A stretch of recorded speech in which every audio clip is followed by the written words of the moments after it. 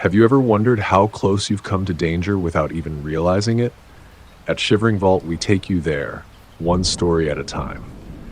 But before you drift off, consider liking this video and commenting where you're watching from. Now, let's dive into these chilling stories.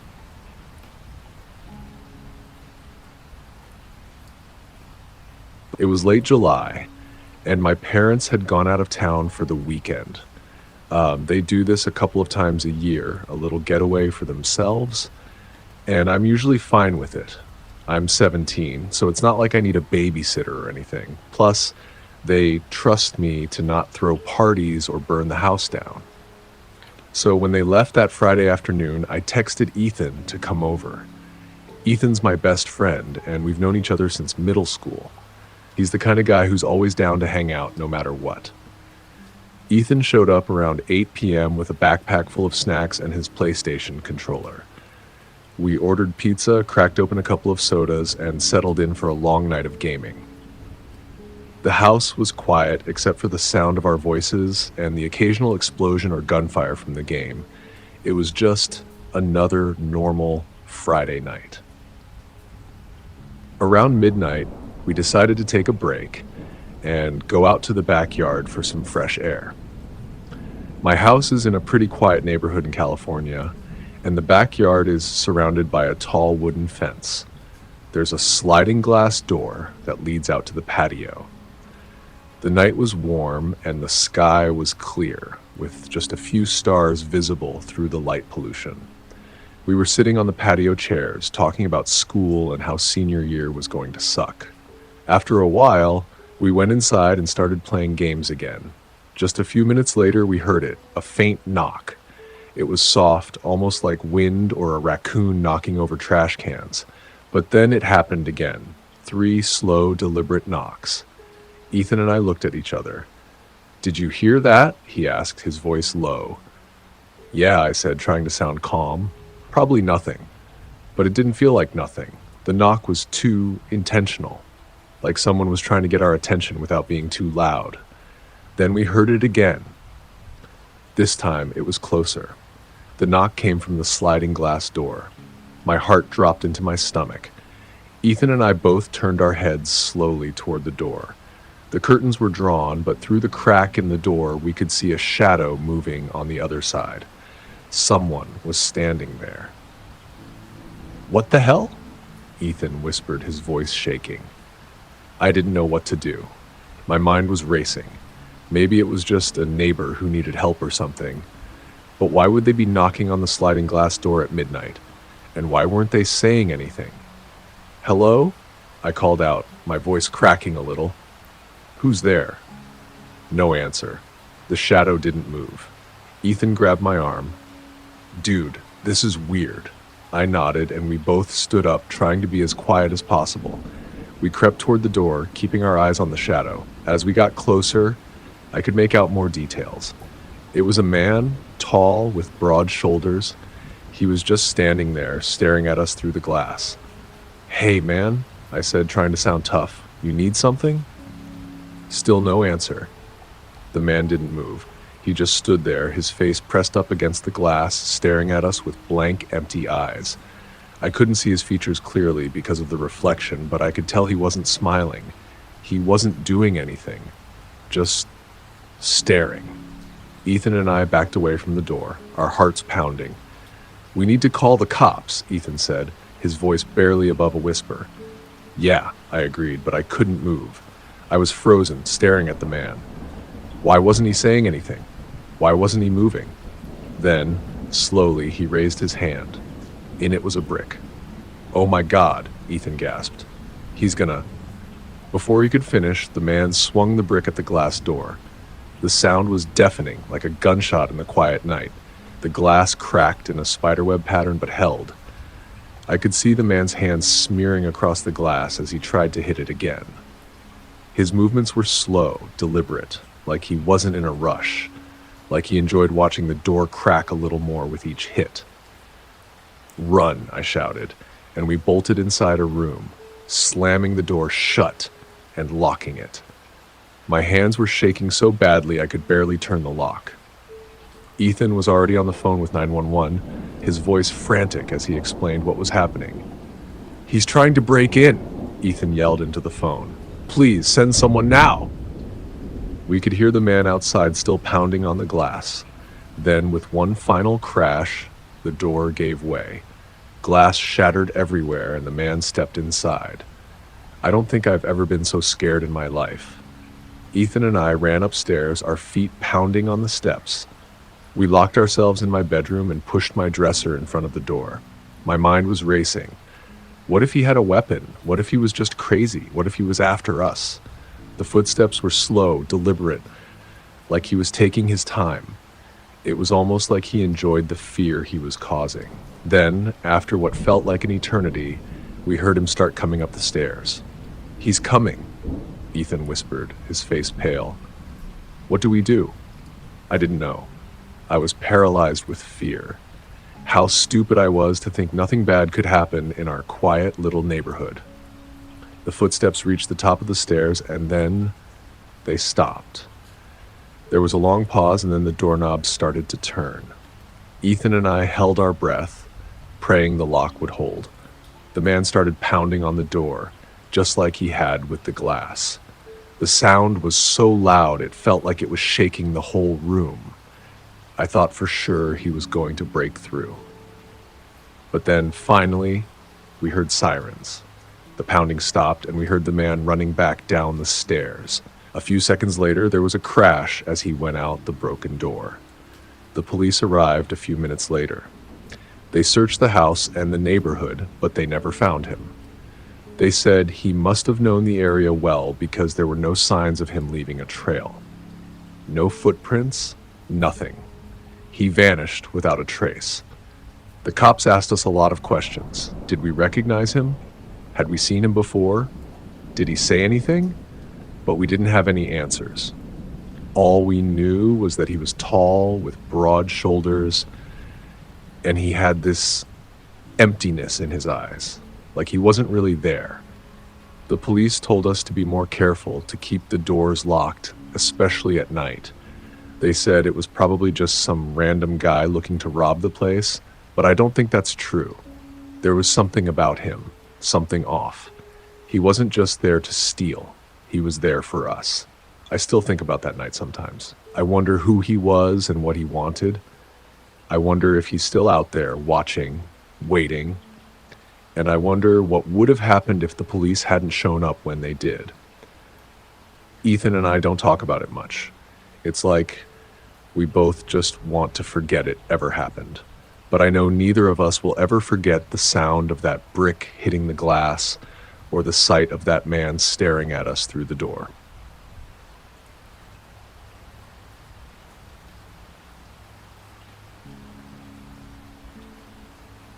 It started out like any normal Saturday afternoon.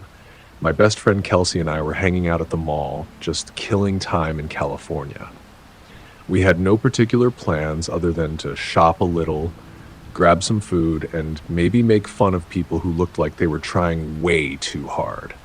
It's not like we were bad people or anything, but we both loved to joke around and laugh. We never meant anyone any harm, but, well, sometimes you just can't help yourself, right? That's when we first saw him. He was this older guy, maybe in his mid-40s. I don't want to be rude, but he looked pretty out of place, like he didn't belong there. He had this greasy hair, kind of long for a guy his age, and he kept glancing over at us from across the food court. He wasn't just looking, though. He was staring, like locked onto us. At first, we thought it was just some random guy who had nothing better to do, but then he didn't look away. He just kept staring, like really staring. Kelsey nudged me, her lips curled into that mischievous grin. "Is he checking us out?" she whispered, trying not to laugh too loud. I shook my head. No way. He's probably just one of those weirdos who stare at anything that moves. But it wasn't just a glance. He was full on watching us. I'm not exaggerating either. It was like every few minutes, his eyes would catch ours and then he'd freeze, just stare at us without blinking. It got uncomfortable fast. I mean, we were in a busy mall on a Saturday, so there were plenty of other people around, but this guy's gaze felt like it was just on us and no one else. Eventually, we both just decided to leave the food court and head to the stores, hoping that if we weren't around, he'd just lose interest. But as we walked down the hallway, I swear, he started following us. It wasn't like a super obvious follow, but we'd glance behind us, and there he was, a little further back, just trailing behind us. I could feel my heart rate pick up. Kelsey noticed too. "Okay, I don't like this," she said, grabbing my arm a little tighter. "Same. He's creeping me out." We tried to brush it off, thinking maybe we were just overreacting. I mean, it's a mall, right? People walk around, and maybe he was just walking in the same direction. But then, as we were getting closer to the exit, I looked behind me one last time, and there he was, right behind us. It was too much. I didn't know what to do, but I wanted to get out of there, so we picked up our pace, practically sprinting to the door. Once we were outside, we both let out a breath we hadn't realized we'd been holding. We were still a little freaked out, but at least we were out in the open, right? I didn't see him again after that, but I couldn't shake the feeling that he was still out there. Somewhere, maybe watching us. It felt like a weight had settled over my chest. It wasn't just some random guy anymore. It felt intentional. Later that evening, Kelsey and I were sitting on her bed eating pizza and just talking. I was trying to forget about the weird mall guy, but every time I'd try to relax, my mind kept going back to him. I kept seeing his face in my head, his eyes never blinking, always locked onto us. Kelsey must have noticed my mood because she suddenly turned to me. "You okay?" I nodded. "Yeah. I don't know. That guy was weird, like, I've never felt someone stare that intensely before. It was off." She raised an eyebrow, then shrugged. "Well, whatever. He's probably just some old creep. Let's just forget about it." That was the last time we really talked about him. We spent the next couple of hours watching movies and goofing around, but I still felt uneasy. There was this tightness in my chest, like something wasn't right. Around midnight, we decided to call it a night. We were both tired, and the pizza had left us feeling sluggish. Kelsey told me I could crash in her room for the night since my parents were out of town. We both crawled into her bed, but sleep didn't come easy. I kept tossing and turning, and the whole time, I couldn't shake the feeling that something was wrong. I thought it was just nerves from the weird guy at the mall, but it felt deeper. I couldn't explain it. At some point, I must have drifted off because the next thing I knew, I woke up to the sound of something creaking. I froze, listening hard in the dark. It was soft, like a door moving. I tried to shake off the sleepiness, but I could hear it clearer now. The sound of wood scraping against wood. The closet door. Kelsey's room was pretty small, and her closet was right next to the bed. I'd seen it earlier, and it was shut tight. But now, in the dark, I could see a faint sliver of light spilling out from the gap between the closet door and the frame. I was fully awake now, and I couldn't explain it, but I felt watched. There was this feeling in my gut like someone was there, and it wasn't just in my head. "Kels?" I whispered, my voice barely a breath. "Kelsey?" No answer. I turned my head slowly to where she was lying beside me. She was still asleep, completely unaware of the sound that was coming from the closet. I stared at the door for what felt like forever, waiting for it to stop creaking. But it didn't. It just kept moving, inch by inch. My heart was thudding in my chest now, and my breath came out in short bursts.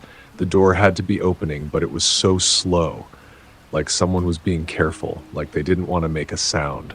I had no idea what to do. I didn't want to wake Kelsey up, not if it was just some weird creak from the house settling, but no, this wasn't normal.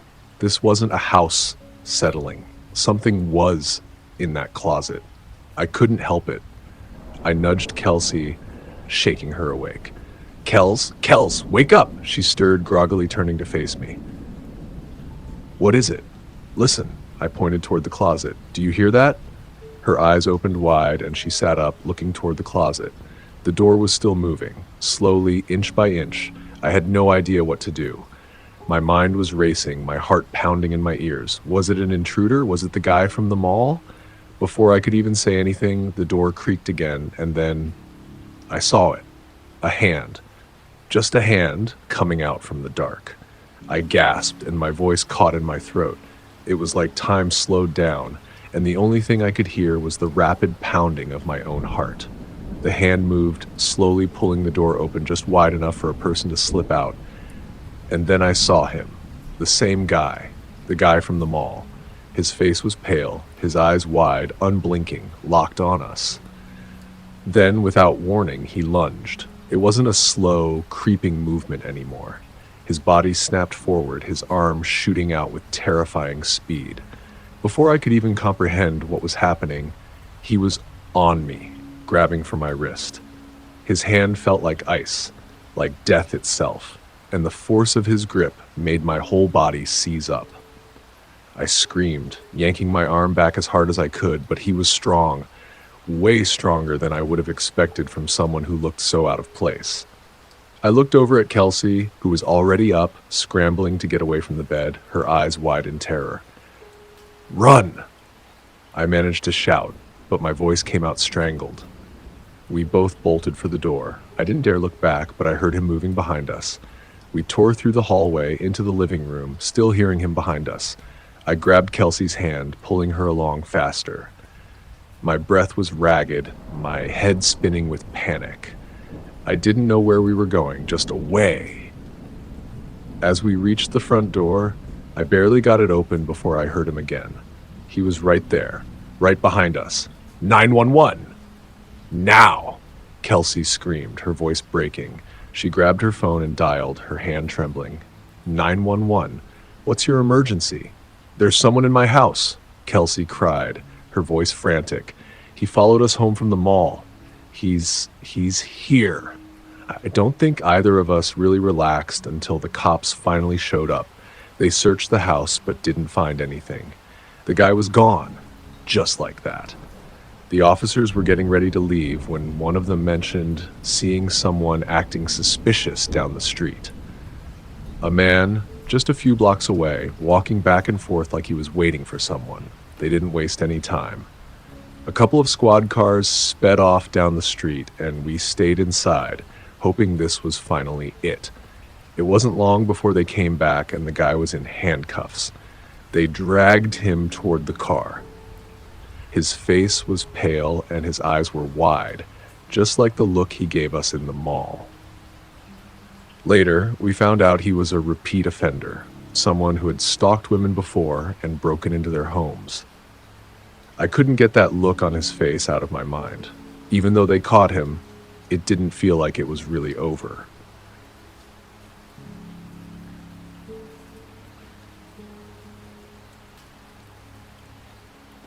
It was the summer of 2017, just 2 weeks before school was supposed to start, when I found myself at Jake's house for a sleepover.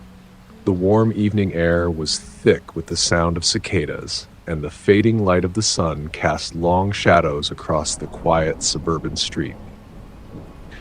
The kind of evening where you can almost hear the hum of the world settling into night. But there was something off about tonight, something that gnawed at me. Jake's parents were heading out for a little getaway. They were always super strict about us being alone at night, even though we were technically old enough to look after ourselves. At 15, I figured we could manage a night without supervision. But when they hired Sarah, the babysitter, to stay with us for the evening, I didn't think much of it. It wasn't like this was the first time she'd been assigned to us. In fact, she'd been a regular sitter at their house for months. The evening had started off like any other sleepover. Jake and I had cracked open a bag of chips, plugged in a movie, and laughed at stupid jokes like we always did. The babysitter, Sarah, was supposed to show up around 7 p.m. Jake's parents were leaving at 6:30, so they reminded us a few times to be good, not make a mess, and to wait for Sarah. but she didn't show up at 7 or 7:15 or 7:30. The minutes dragged on, each one heavier than the last. We told ourselves that maybe Sarah was running late. It wasn't like her to be tardy, but we weren't in any real danger. People get caught in traffic all the time, right? Jake kept checking the window, scanning the street as if he expected a car to appear out of nowhere. His fingers drummed nervously against his leg, a sound I found strangely unsettling. I could tell he was getting restless. "Maybe we should call them," he said, breaking the silence. "I mean, they hired her, right? They should know where she is." I agreed, but a part of me didn't want to be the one to call. I didn't want to sound like a little kid, like we couldn't handle things on our own. But Jake dialed the number anyway, holding the phone up to his ear. It rang several times before his mom picked up. "Hey, Mom," Jake said, his voice just a little more shaky than usual. "Sarah's not here. She was supposed to be here by now." I could hear his mom's voice through the phone, her words caught somewhere between concern and confusion. "That's strange," she said. "She should have been there by now. Let me check with her." In the background, I heard the low murmur of her talking to someone. Then the phone clicked back to her voice. "Jake," she said, her tone shifting. "We just called Sarah's phone. It went straight to voicemail. I'm going to try again. Stay put, don't open the door for anyone, and don't answer the phone if it's not me or your dad." We didn't know what to make of it. It was getting late, and Jake's parents weren't supposed to come home until after midnight. It would have been too weird for us to stay up that long alone. Honestly, it was creeping us out. Jake paced around the living room, every few steps stopping to check the window. I sat on the couch, my phone resting in my hand, scrolling aimlessly through messages, but not reading a single one.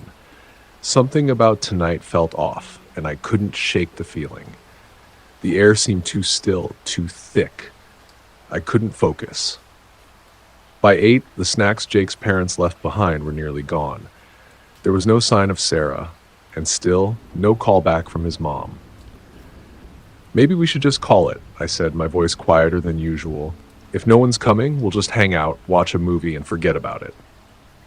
Jake nodded, but he didn't look convinced. He picked up the phone again, but before he could dial, there was a sudden sharp knock at the door. We froze. Neither of us moved. Jake stood up, hesitating. His eyes were wide, his breathing shallow. He took a few tentative steps toward the door, his feet dragging like he didn't want to go. He reached the peephole and peered through it. Then, with a tremor in his voice, he spoke. I don't know. It's a woman." I felt the hair on the back of my neck stand up. "What do you mean? You don't know?" Sarah had babysat us for years. How could he not recognize her? "What do you mean?" I asked, voice barely above a whisper. "She's supposed to be Sarah, right?" "No," Jake whispered back, his face drained of color. "That's not her. She's someone else." We stepped back, both of us instinctively moving further from the door. The tension in the room thickened like a fog, swallowing up every thought. I could feel my heart racing in my chest, pounding so loud I was sure Jake could hear it too. Then the knock came again. Louder this time, more urgent, like a demand. And that's when the woman spoke. "Hi, I'm here for the kids." "Are you Jake?" Her voice was too calm, too smooth. It was almost rehearsed. It didn't sound like Sarah at all. Sarah was always upbeat, always in a good mood. She would have sounded like she was smiling. But this woman's voice, it was flat, cold. I felt the blood drain from my face. That's not Sarah. It can't be. The woman's voice shifted again, as though she were leaning closer, testing the walls between us. "I'm Sarah," she said, a little more firmly, as if trying to convince herself as much as us. Jake's expression twisted into one of pure fear, his eyes wide as saucers. I didn't need to ask what he was thinking. This wasn't Sarah. "We're not opening the door," I said, my voice trembling despite my best efforts to sound steady. "We're calling our parents." But she didn't leave. Instead, she knocked again, this time softer, almost like she was toying with us. "I'm your sitter," she said, her voice dropping an octave, coaxing, almost seductive. Jake dialed his mom's number again, but his voice was barely audible as he spoke into the phone.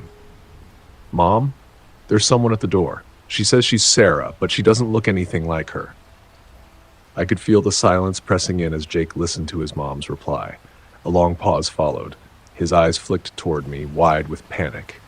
He hung up the phone and whispered, "She's not the babysitter.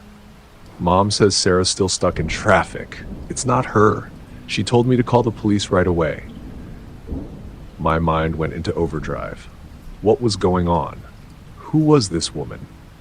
But before I could say anything, her voice came again, this time quieter, almost coaxing us.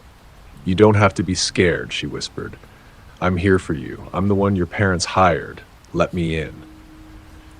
The words hit me like a physical blow. My whole body screamed danger. "Get away from the door," I hissed, grabbing Jake's arm and pulling him back. My heart was in my throat now. The room felt like it was closing in around us. I didn't know what was happening, but I knew one thing for sure. We weren't opening that door. Not for anyone. We backed away into the kitchen, our footsteps quiet on the wood floor. The sound of her voice echoed in the silence. I pulled out my phone and dialed 911, my hands shaking as I held the phone to my ear. "We have someone at our door who isn't who they say they are," I whispered urgently, trying to keep my voice steady. "She says she's our babysitter, but she's not. Please hurry." The dispatcher's voice on the other end was calm but firm. "Stay inside. Lock the doors. We're sending someone. Don't open the door for anyone else." Time seemed to stretch. Every second felt like an eternity. My pulse raced, and I couldn't tear my eyes from the door, expecting it to burst open any moment. Minutes later, we heard the distant sound of sirens. But when the police arrived, the woman was gone. No sign of her anywhere. The officers checked the perimeter of the house. Nothing. They even searched the yard and the street. Still nothing. As the officers left, the real Sarah arrived, apologizing profusely for being late, her face flushed and breathless. We didn't sleep that night. Not at all. And to this day, I still don't know who that woman was or what she wanted. All I know is that I'm grateful we never opened that door.